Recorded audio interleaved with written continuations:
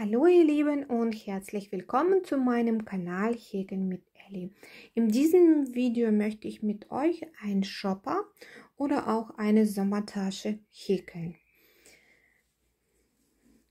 Das ist sehr einfache Muster, besteht aus Stäbchen und das werde ich euch allen im Video zeigen.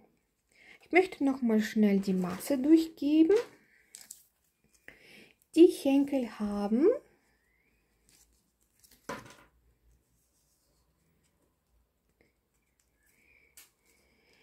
die Länge von 57 cm. Die höchste Stelle bis zu den Boden hat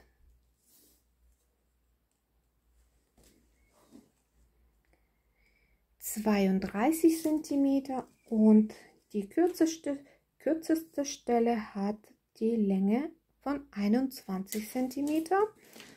Der Boden selber ist so quadratisch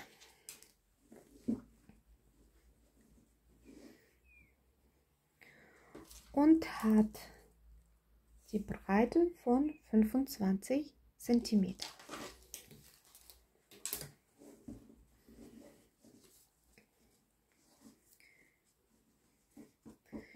Die Tasche sieht einmal so aus.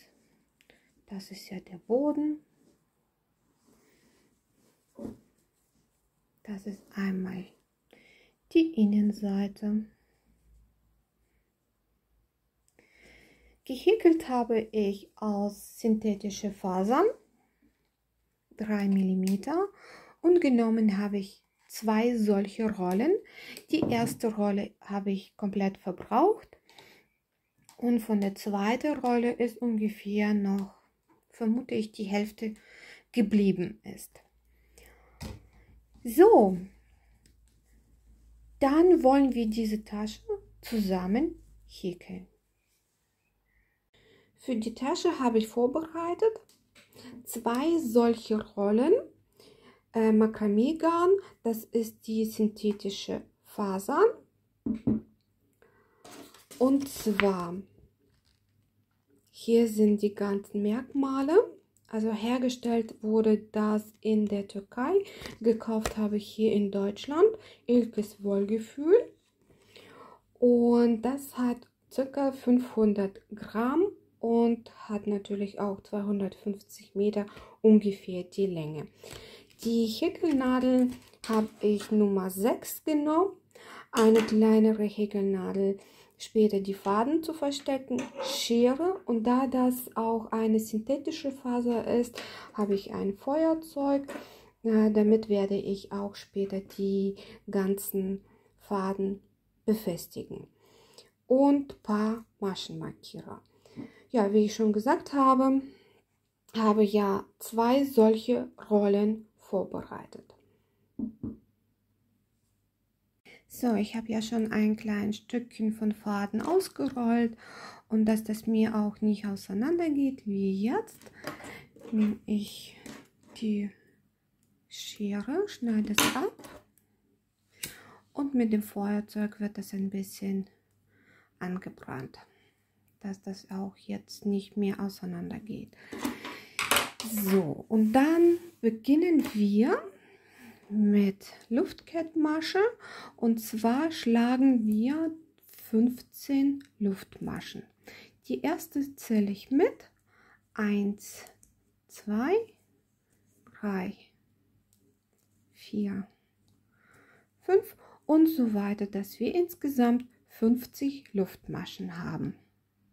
Die Luftmaschenkette ist fertig und das ist die Vorderseite und hier einmal drehen, Hinterseite, also die Rückseite. Und unter diesen Schlingen, die auf der Rückseite sind, werden wir dann Stäbchen häkeln. Und zwar, wir zählen jetzt nicht da, wo der Arbeitsfaden rauskommt. Wir fangen bei der nächsten. 1, 2, 3. In die vierte häkeln wir 3 Stäbchen, also Umschlag, 2 Faden zusammenhäkeln und dann nochmal 2 Faden zusammenhäkeln. Und da häkeln wir noch 2 Stäbchen dazu, dass wir aus dieser Schlinge 3 Stäbchen rausgehäkelt haben.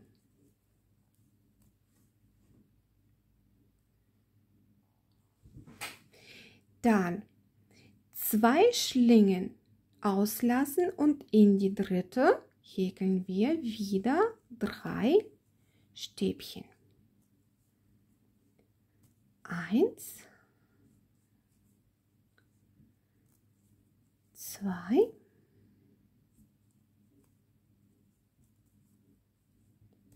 3. Wieder 2 Schlingen auslassen und in die dritte häkeln wir 3 Stäbchen.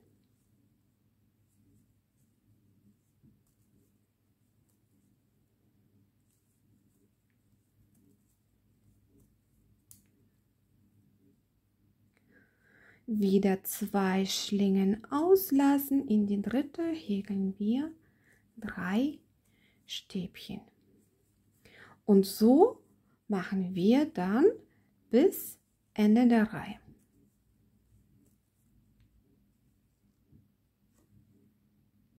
Bis Ende der Reihe angekommen. Ich mache ja noch 3 Stäbchen, 1, 2 Schlingen auslassen und in die dritte häkle ich dann 3 Stäbchen.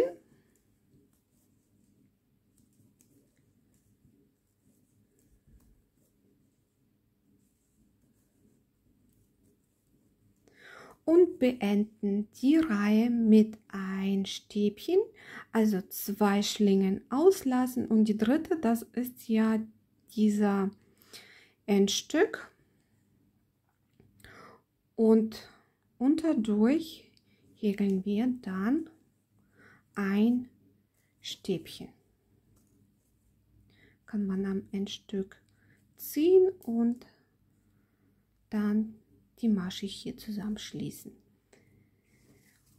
So, die erste Reihe ist fertig. Diese Reihe und die Reihen danach werden, wie ich schon gesagt habe, aus Stäbchen gehäkelt, und ich habe insgesamt solche Stäbchen, und zwar das sind 15 Stück. Wir drehen jetzt Arbeit einmal um, machen 3 Luftmaschen und unterdurch häkeln wir 2 Stäbchen. Also die Luftmaschen ersetzen uns ein Stäbchen.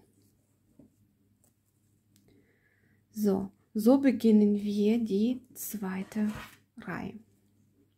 Dann zwischen diesen Elementen werden wir dann 3 Stäbchen häkeln.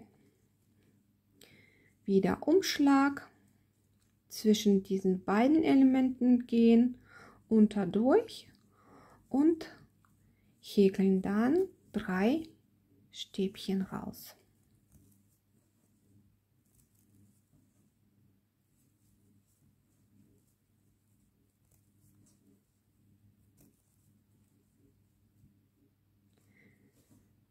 So, dann die nächsten 3 Stäbchen.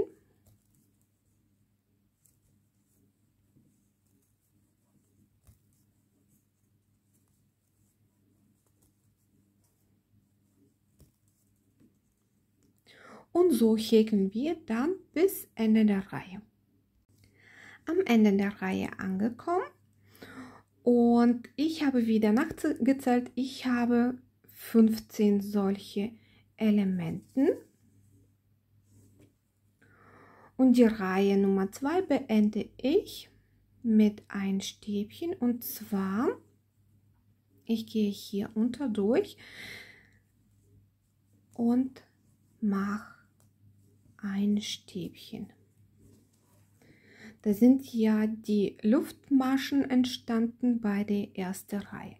Wir beginnen mit der Reihe Nummer 3, wenden die Arbeit machen 3 Luftmaschen. Die 3 Luftmaschen ersetzen uns ein Stäbchen und unterdurch hier häkeln wir noch 2 Stäbchen dazu.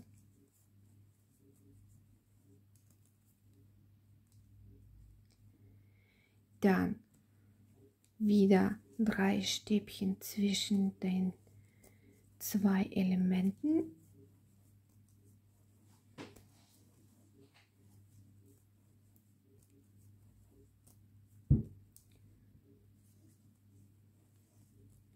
Und weiter häkeln wir dann 3 Stäbchen zwischen den beiden Elementen. Und so machen wir dann bis Ende der Reihe. Die dritte Reihe beende ich genauso wie die Reihe Nummer 2. Und zwar hier sind 2 Stäbchen und die Luftmaschen. Unter diese Luftmasche häkle ich dann ein Stäbchen. Die Reihe Nummer 3 ist jetzt beendet. Wir wenden die Arbeit und beginnen mit der Reihe Nummer 4 und die Reihe Nummer 4 beginnt genauso wie die Reihe Nummer 3. Und insgesamt müssen wir dann 8 solche Reihen häkeln. Also ich zeige nochmal die Reihe Nummer 4. Ich beginne mit Luftmaschen, die ersetzen unser erstes Stäbchen und dann 2 Stäbchen häkle ich noch unterdurch.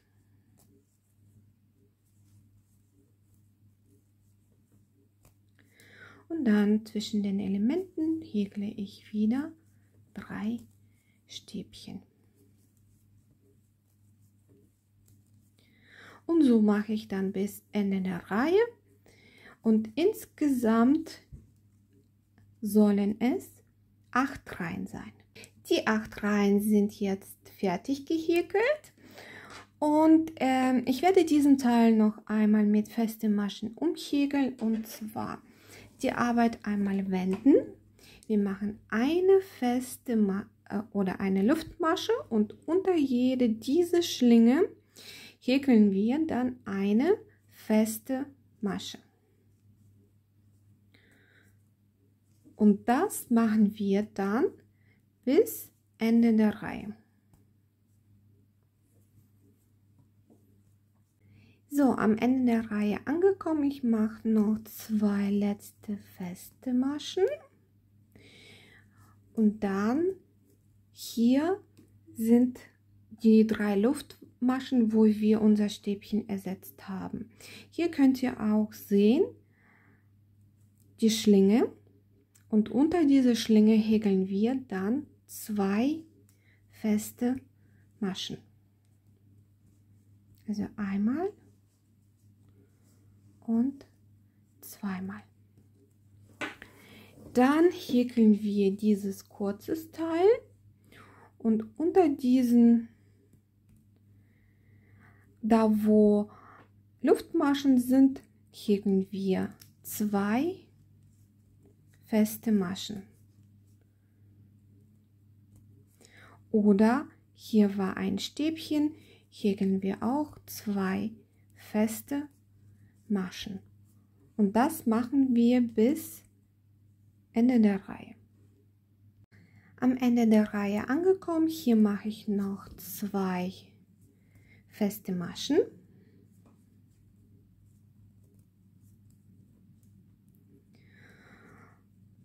Und das ist ja die Stelle, wo hier letzte Stäbchen bei der ersten Reihe war. Das ist ja das Endstück und unterdurch häkle ich jetzt 2 feste Maschen.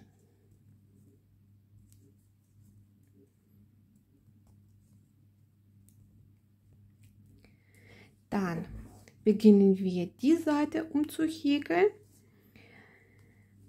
Häkeln dann 2 feste Maschen und da wo die Stäbchen rauskommen, häkeln wir eine feste Masche. Dann wieder 2 feste Maschen, eine feste Masche, da wo Stäbchen rauskommen. Wieder 2 feste Maschen, eine feste Masche, da wo Stäbchen rauskommen. Und so machen wir bis Ende der Reihe. Auf dieser Seite habe ich 2, 4, 6, 8, 10, 12, 14, 16 feste Maschen. Und auf der Seite muss ich auch 16 feste Maschen häkeln. Also wir häkeln jetzt die Reihe bis Ende. Hier in die Ecke häkeln wir in diese Schlinge 2 feste Maschen, dann 2 feste Maschen unter diesen Schlingen durch, dass wir auch genauso viele haben wie auf der Seite. Und dann zeige ich hier am Ende, wie die Reihe beendet wird. Ich zeige nochmal, wie die Ecke hier gehäkelt wird. Also ich habe jetzt eine feste Masche gehäkelt, da wo die 3 Stäbchen rauskommen. Dann mache ich noch 2 feste Maschen. Dann in die Schlinge häkle ich auch 2 feste Maschen.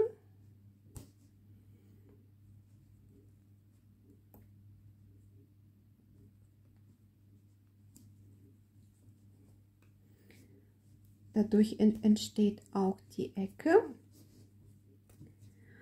Dann häkle ich hier 2 feste Maschen. Und so mache ich dann bis Ende der Reihe unter diesen beiden Schlingen 2 feste Maschen häkeln.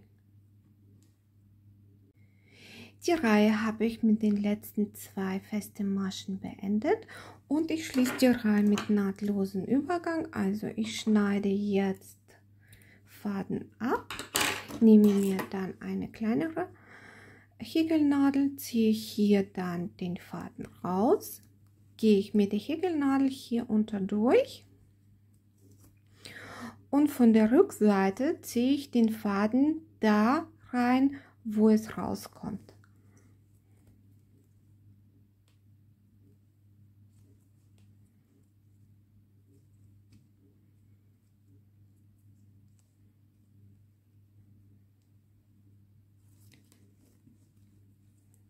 So habe ich jetzt nahtlos Übergang gemacht. Dieser Faden kann auf der Rückseite versteckt werden, also unter diesen Schlingen einfach Faden durchziehen, so ein paar Male.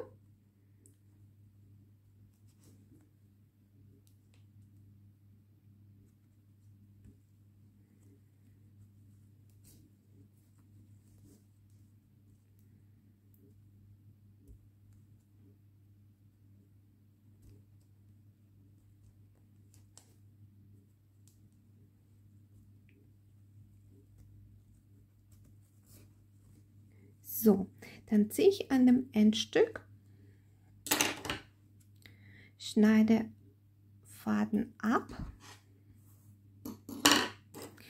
nehme dann den Feuerzeug und lasse das ein wenig anbrennen. Dann ziehe ich an den Faden so und dann versteckt sich schon automatisch unter diesen Schlingen. Und solange es noch heiß ist, verschmelzt sich dann mit den anderen Faden fest.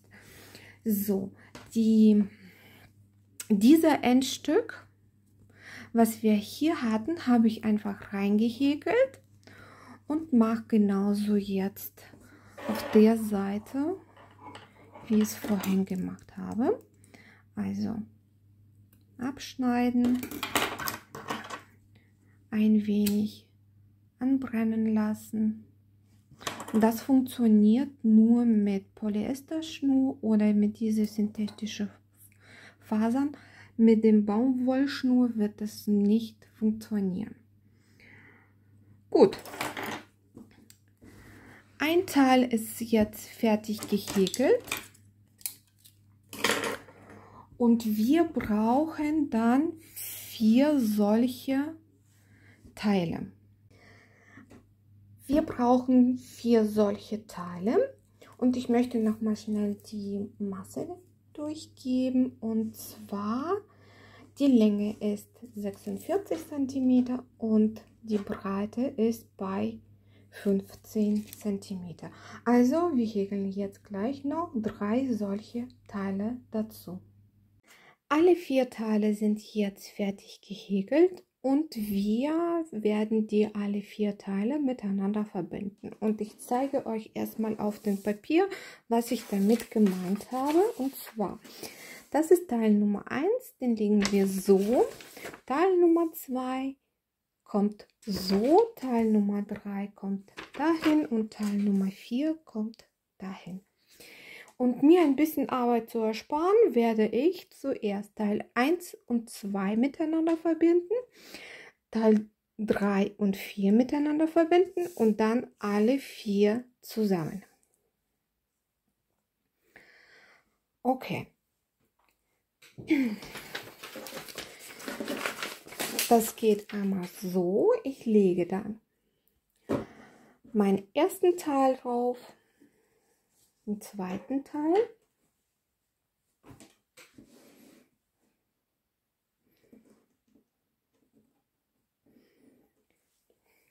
nehme mir dann eine Schnur und lasse das Endstück ungefähr bis zu 3 Meter, dass wir nachher fertig angenähte Teile miteinander auch verbinden können. Dann brauchen wir nachher nicht zu viel Endstücke zu verstecken. Und zwar, ich beginne dann mit der ersten Kettmaschenreihe, also die Teile werden mit Kettmaschenreihe verbunden, und die erste Masche mache ich da, wo wir 2 feste Maschen in den Ecken gemacht haben, also auf den ersten Teil und dann auf den zweiten Teil. Und dann hole ich mir den Faden von unten nach vorne. Das Endstück ist dann auf der Seite und in jede Masche häkeln wir dann Kettmasche und so verbinden wir dann die beiden Teile miteinander. Und zwar, ich mache zuerst bis zu dieser Ecke. So, die Seite ist fertig angenäht. Jetzt verbinden wir diese beiden Seiten zusammen. Genauso wie wir hier gemacht haben. Und zwar machen wir bis zu dieser Ecke.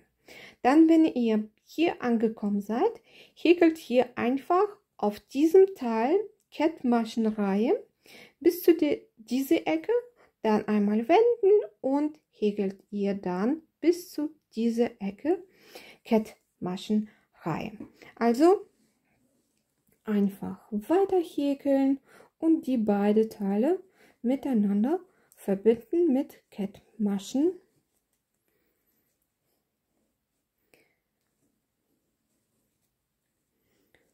Okay, und dann, wenn ihr das gemacht habt, macht ihr die zweiten Teil, also Teil Nummer 3 und 4, genauso wie Teil Nummer 1 und 2. So, Teil 1 ist fertig, Teil 2 habe ich auch schon fertig gemacht. Ich habe hier bis zu dieser Ecke Kettmaschenreihe gemacht und bei der letzten habe ich dann Faden rausgezogen und abgeschnitten. Und jetzt verbinden wir beide Teile miteinander. Das ist ja dann Teil Nummer 2, was ich habe. Sind beide gleich. Und dann legen wir die auch so, dass wir die annähen können. Und zwar, hier ist der kürzeste Teil, hier ist das lange Teil. Und die beide werden miteinander dann verbunden. Da wir auch hier lange Endstücke gelassen haben, können wir mit einem anfangen. Fangen dann hier an, gehen dann bei der ersten Masche, wo wir 2 feste Maschen in der Ecken gemacht haben. Hier machen wir es genauso. Holen uns den Faden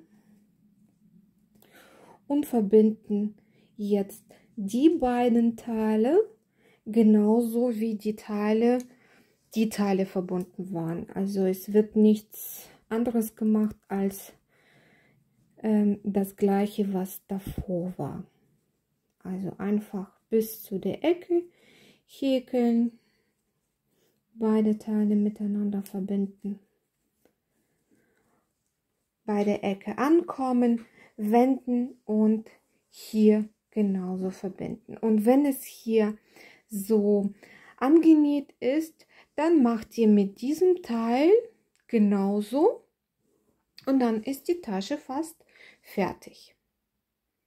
Sieht erstmal so aus, wo 2 Teile miteinander verbunden sind und letzte Ecke, die ich noch verbinden muss, und zwar genauso wie die Teile davor. Ich gehe mit der Häkelnadel hier in die Mitte rein, da die Masche, Faden holen, also das Endstück, was wir gelassen haben, und dann die Teile nochmal miteinander verbinden mit Kettmaschenreihe.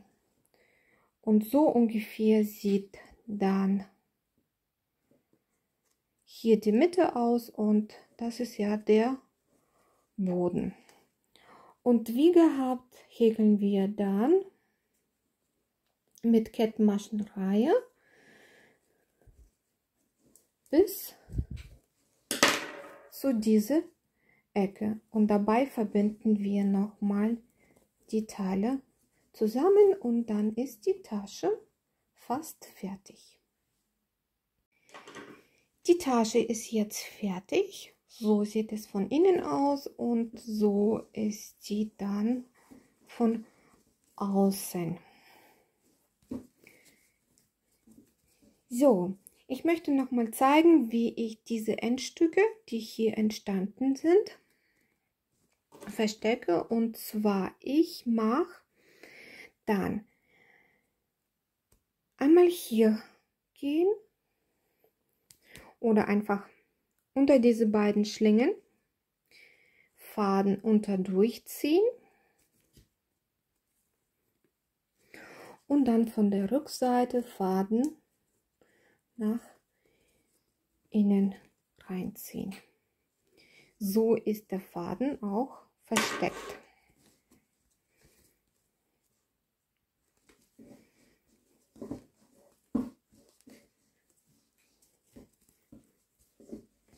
So sieht die Tasche dann einmal aus. So, ich werde erstmal noch die ganzen Faden verstecken und dann zum Schluss machen wir noch die Henkel. Die Tasche ist soweit fertig und ich habe schon einen Henkel befestigt und den habe ich selber gemacht, also geflechtet, und ich bin der Meinung, das sieht sehr außergewöhnlich aus. Und ja, dadurch, dass mir auch noch viel Faden geblieben ist, habe ich mir gedacht, ich mache dann die Henkel selber flechten. Und ich habe es so gemacht,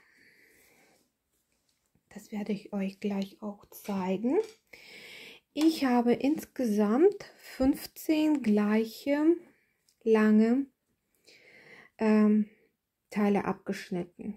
Also insgesamt 15 Stück. Und die habe ich befestigt, bewusst nicht in die Öffnung. Wenn ich hier jetzt alle 15 Teile durchziehe und einen Knoten mache, der ist aber nicht so groß genug. Und ich habe so ein Gefühl, dass er durch diese Öffnung, wenn die Tasche befüllt ist, durchkommt. Und das möchte ich vermeiden. Und zwar, ich habe 3 Maschen genommen. Und unter jede Masche ziehe ich 5 Faden durch. Also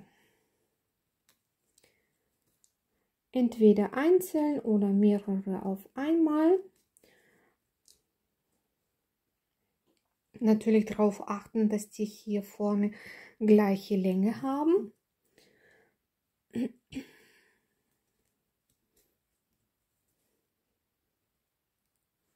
So, 5 habe ich jetzt durch in eine Masche. Dann gehe ich in die nächste Masche und da ziehe ich auch mal 5 diese Faden durch.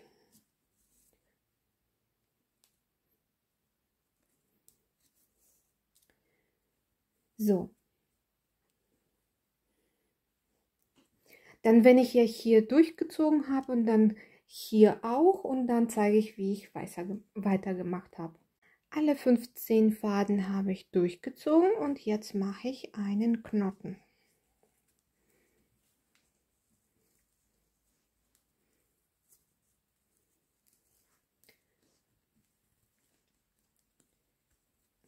So, gleich festziehen.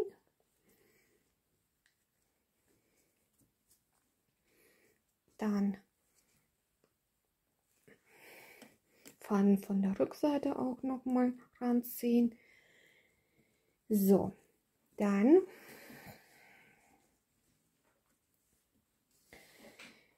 dadurch, dass ich ja schon den ersten Henkel gemacht habe, muss ich noch natürlich darauf achten, dass die beide gleiche Länge haben. Ich fange jetzt einmal Zopf zu flechten, also 5 auf eine Seite, 5 auf der anderen Seite und 5 in der Mitte, und so flechte ich dann einen Zopf. Und guck natürlich, dass ich die gleiche Länge habe, wie der Hängel schon davor war. Das ist sehr wichtig, nicht dass nachher ein zu kurz, ein zu lang ist. Das wollen wir vermeiden. Also in der gewünschten Länge ein Henkel dann flechten. Dieser Henkel habe ich genauso in der gleichen Länge gemacht wie der erste, und jetzt befestige ich so. Ich mache 5 Faden auf die rechte Seite und die andere 10 mache ich auf die linke Seite und halte es fest. Wichtig ist, dass die beiden Henkel gleiche Länge haben. Dann gehe ich in eine Masche rein und hole mir diese 5 Faden nach vorne.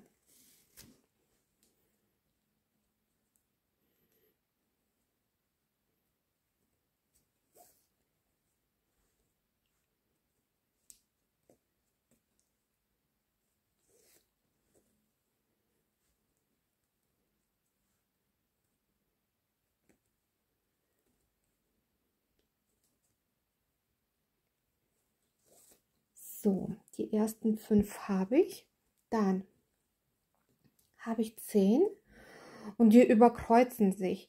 Die jetzt auf diese linke Seite sind, mache ich zuerst rein, und die in der Mitte waren, kommt zum Schluss.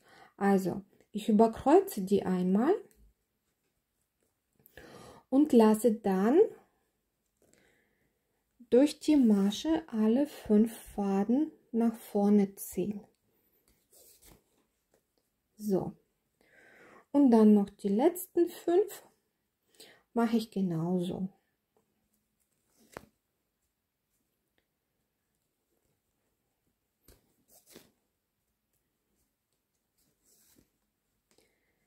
So, alle Faden sind jetzt hier vorne.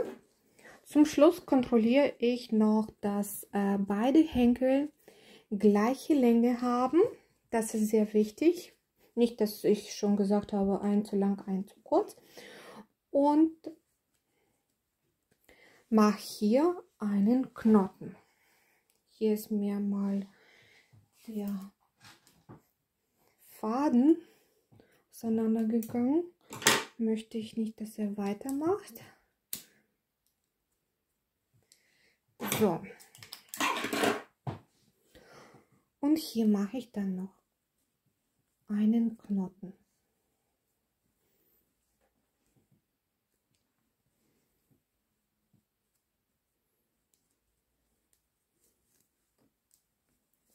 Also, ihr macht hier einen Knoten. So, den Knoten habe ich jetzt auch auf der Seite gemacht. Nochmal kontrolliert, dass beide Henkel gleiche Länge haben. Und dann zum Schluss schneide ich noch Faden ab. Es ist euch überlassen, ob ihr jetzt ganz kurz abschneidet. Ich möchte ein bisschen Fransen haben und ich schneide dann hier einmal so ab.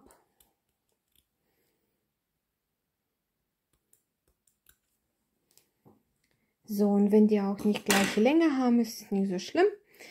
Dann nehme ich ja Feuerzeug und jeden einzelnen Faden muss ich einmal anbrennen lassen, dass es mir nicht auseinander geht. Wenn ihr mit dem Baumwollschnur gehäkelt habt, braucht ihr nicht.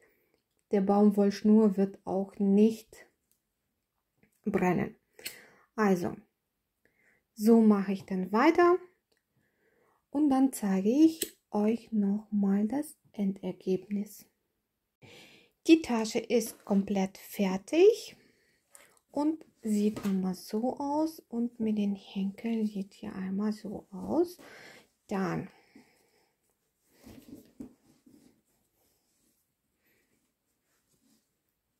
die passt nicht mal in die Kamera rein. So groß ist sie geworden. So. Die werde ich noch mal mit den Dampfbügeleisen bügeln und in richtige Form bringen. Das mache ich immer und sogar auch mit Polyesterschnur oder mit diesen synthetischen Fasern. Drauf lege ich ein Handtuch und bügel das einmal durch. Empfehle ich auch für jeden Garn, was ihr nutzt. Also, meine Tasche ist soweit fertig. Ich wünsche euch viel Spaß beim Nachhäkeln und bis zum nächsten Mal. Tschüss!